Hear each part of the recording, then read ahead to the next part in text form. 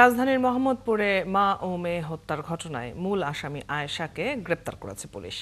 ঝালকাঠি এলাকা থেকে তাকে গ্রেপ্তার করা হয়েছে বলে জানিয়েছে পুলিশ। এর আগে মঙ্গলবার এই ঘটনায় আয়েশাকে আসামি করে মামলা করা হয়।